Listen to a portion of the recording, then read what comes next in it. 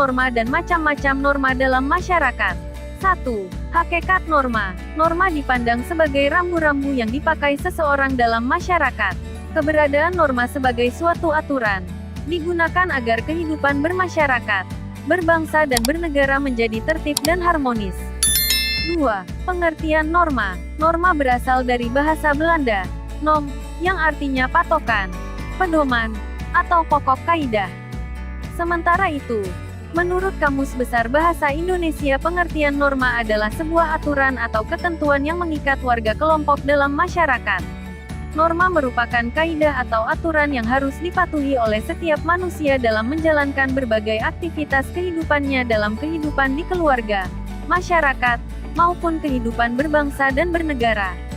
3. Bentuk-bentuk norma. Norma-norma yang berlaku di masyarakat dikelompokkan ke dalam 4 macam, yaitu A. Norma agama. Norma agama yaitu ketentuan hidup manusia yang bersumber dari ketentuan Tuhan Yang Maha Esa yang tercantum dalam kitab suci setiap agama. B. Norma kesusilaan. Norma kesusilaan yaitu ketentuan dalam pergaulan manusia yang bersumber dari hati nuraninya.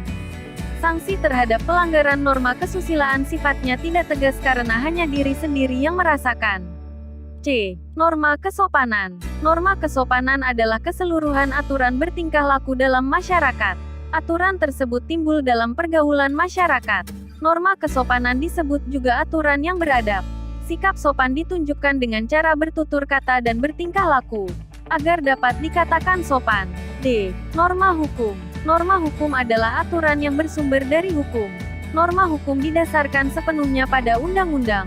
Contoh norma hukum antara lain: 1. Peraturan lalu lintas. 2. Larangan mencuri, mencopet, atau merampok. 3. Larangan berbuat kekerasan. 4. Larangan berbuat kerusakan. 5. Larangan berkelahi. 6. Larangan membunuh. 7. Larangan berburu binatang langka. 8. Larangan korupsi. 9. Keharusan membayar pajak. 4. Melaksanakan norma-norma dalam kehidupan sehari-hari. Sebagai makhluk sosial kita tentunya membutuhkan bantuan orang lain. Oleh karena itu manusia hidup bermasyarakat. Agar kita bisa diterima di masyarakat, kita harus menyesuaikan diri dengan lingkungan masyarakat, dengan mematuhi norma atau aturan yang berlaku di masyarakat. Bila tidak, kita tidak akan diterima oleh masyarakat. Hak dan kewajiban anak di rumah dan sekolah. 1.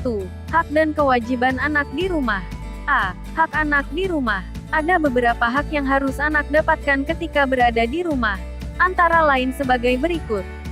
1. Mendapatkan makanan dan minuman. Makanan dan minuman adalah salah satu hak yang harus anak dapatkan selama berada di rumah. Makanan dan minuman merupakan salah satu kebutuhan utama anak untuk bertahan hidup.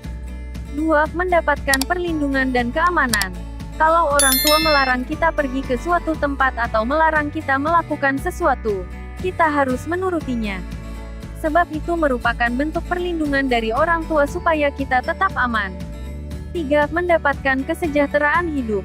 Kesejahteraan hidup bisa berupa banyak hal, seperti pakaian yang anak pakai.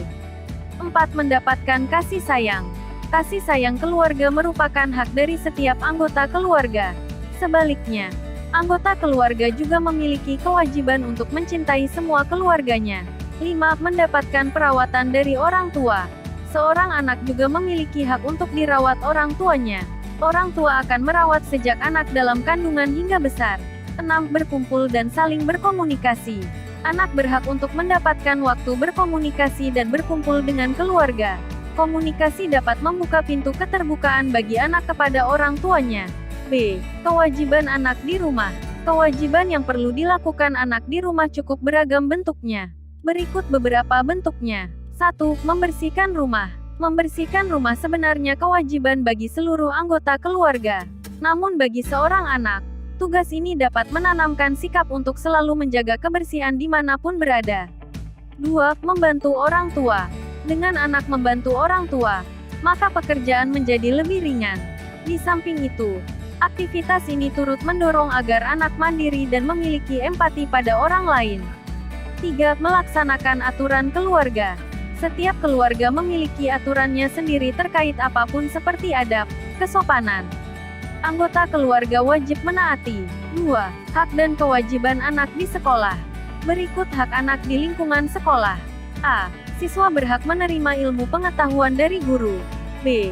Bertanya kepada guru jika ada pelajaran yang tidak dimengerti. C. Menggunakan fasilitas sekolah. D. Mendapatkan perlindungan dan keamanan dari pihak sekolah. Kewajiban anak di sekolah yaitu sebagai berikut. 1. Menaati peraturan dan tata tertib sekolah. 2. Hadir tepat waktu atau memberi keterangan jika tidak bisa hadir. 3. Menjaga sopan santun kepada seluruh warga sekolah. 4. Mengikuti jam pelajaran dan kegiatan sekolah.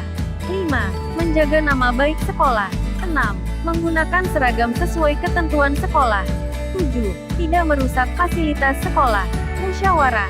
1. Pengertian musyawarah.